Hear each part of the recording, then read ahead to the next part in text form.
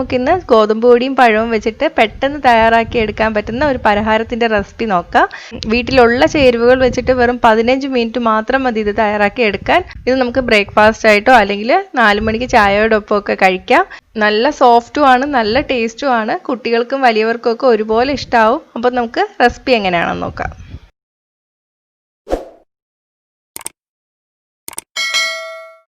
അപ്പോൾ ഇത് തയ്യാറാക്കാൻ വേണ്ടിയിട്ട് ആദ്യം നമുക്ക് ശർക്കര പാനി കാച്ചി എടുക്കണം. അതിന് വേണ്ടിയിട്ട് ഞാനിവിടെ 1/4 കപ്പ് ശർക്കര എടുത്തിട്ടുണ്ട്. 1/4 കപ്പ് ശർക്കര ചേർത്താലും നല്ല മധുരം കാണും. അത്ര മധുരം വേണ്ടാന്നുള്ളവർക്ക് 1/2 കപ്പ് ശർക്കര എടുത്താൽ മതി. ഇനി ഇതിലോട്ട് 1/4 കപ്പ് വെള്ളം ചേർത്ത് കൊടുക്കാം. ഇനി ഇതൊന്ന് അലിഞ്ഞു വരണം. വെള്ളം വറ്റിച്ചൊന്നും എടുക്കണ്ട, ശർക്കര ഒന്ന് അലിഞ്ഞു വന്നാൽ മാത്രം മതി. ശർക്കര എല്ലാം അലിഞ്ഞു വന്നിട്ടുണ്ട്. നമുക്ക് തീ ഓഫ് ചെയ്തതിന് ശേഷം ഇതൊന്ന് അരിച്ചെടുത്തിട്ട് മാറ്റി വയ്ക്കാം. ഇനി ഒരു പാൻ എടുക്കുക. ഇതിലോട്ട് 1 ടീസ്പൂൺ നെയ്യ് ഒഴിച്ചു കൊടുക്കുക. ഇനി നെയ്യ് ഉരുകി വരുമ്പോഴേക്ക് നമുക്ക് ഇതിലോട്ട് 1 കപ്പ് ചെറുതായിട്ട് അരിഞ്ഞ ചെറുപഴം ചേർത്ത് കൊടുക്കാം. ഏത് ചെറുപഴം വേണമെങ്കിലും എടുക്കാം. നന്നായിട്ട് പഴുത്ത പഴം എടുക്കുന്നതാണ് നല്ലത്, അല്ലെങ്കിൽ ഒരു പുളിപ്പ് ടേസ്റ്റ് വരും. ഞാനിപ്പോൾ രസകദളി പഴമാണ് എടുത്തിരിക്കുന്നത്. പൂവമ്പഴം ആയിരുന്നാലും അല്ലെങ്കിൽ നന്നായിട്ട് പഴുത്തിട്ടുള്ള പാളയംകോടൻ പഴം എടുത്താലും കുഴപ്പമൊന്നുമില്ല. ഇനി ഇത് മീഡിയം തീയിലിട്ടിട്ടൊന്ന് വഴറ്റിയെടുക്കണം.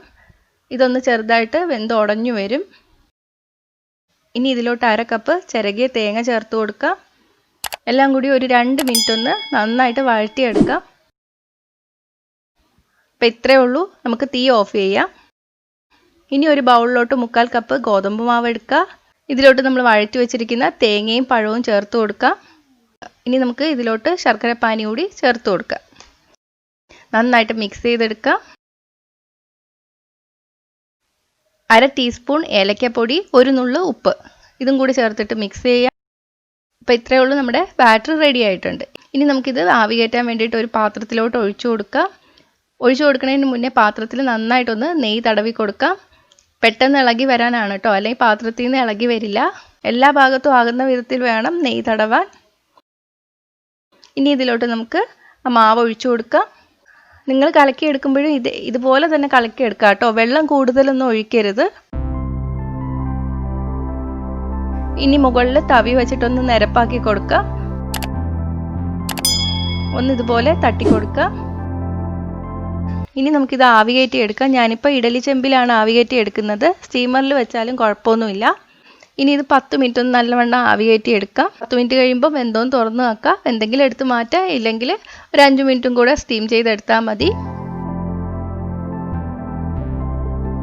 വെന്തോന്ന് അറിയാൻ വേണ്ടിയിട്ട് ഒരു ഫോർക്കോ അല്ലെങ്കിൽ ഒരു പപ്പടം കുത്തിയോ വെച്ചിട്ടൊന്ന് കുത്തി നോക്കാം. മാവൊന്നും പിടിച്ചു വന്നിട്ടില്ലെങ്കിൽ വെന്തിട്ടുണ്ട്. ഇപ്പോൾ ഇത് റെഡി ആയിട്ടുണ്ട്. നമുക്കിത് എടുത്ത് മാറ്റാം. ഇനി ഇത് തണുത്തതിന് ശേഷം മാത്രമേ ഇളക്കി എടുക്കാവൂ. അപ്പോൾ ഇത് തണുത്തിട്ടുണ്ട്. ഇനി നമുക്കിത് ഇളക്കിയെടുക്കാം. അതിന് വേണ്ടിയിട്ട് സൈഡിൽ ഒരു കത്തി വെച്ചിട്ടൊന്ന് ഇളക്കി കൊടുക്കുക. എന്നിട്ട് നമുക്ക് പാത്രത്തിലോട്ട് മാറ്റാം. ഇനി ഇത് ഞാനൊന്ന് മുറിച്ച് കാണിച്ചു തരാം. നല്ല സോഫ്റ്റാണ്, നല്ല മണമൊക്കെ വരുന്നുണ്ട്.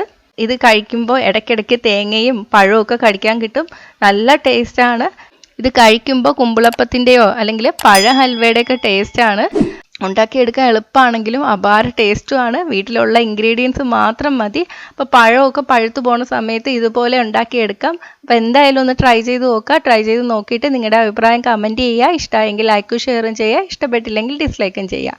അപ്പോൾ അടുത്ത നല്ലൊരു റെസിപ്പി ആയിട്ട് കാണാം. ബൈ.